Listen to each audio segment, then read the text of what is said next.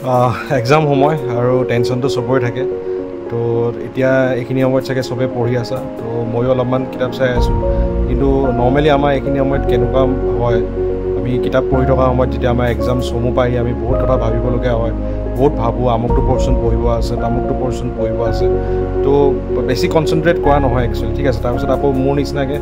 আকৌ কিমান দিন বাকী আছে এইটো হিচাপ কৰি এখন টাইম টেবুল নতুনকৈ বনোৱা হয় য'ত 4 বা 8 তাৰিখলৈকে মই ইণ্ডিয়ান জিকে পঢ়িম বুলি ভাবোঁ 8 বা 10 তাৰিখলৈকে মই আছাম জিকে পঢ়িম বুলি ভাবোঁ বাট আল্টিমেটলি কি হয় এইবিলাক ফ'ল' কৰা নহয় ঠিক আছে এইবিলাক জাষ্ট মনক সান্তনা দিবৰ কাৰণে কৰা হয় তাৰপিছত আকৌ মাজতে লাগিলে খেলি মেলি যে শিৱাজী কোন সময়ত আছিলে আকৌ ফৰ্মুলাটো পাহৰি যোৱা যায় ঠিক আছে এ পি ফৰ্মুলা কি আছিল জি পি ফৰ্মুলা কি আছে আকৌ লগৰ এজনক এনেকৈ ফোন কৰা হয় কেনেকুৱা হৈছে কি প্ৰিপেৰেশ্যন যাতে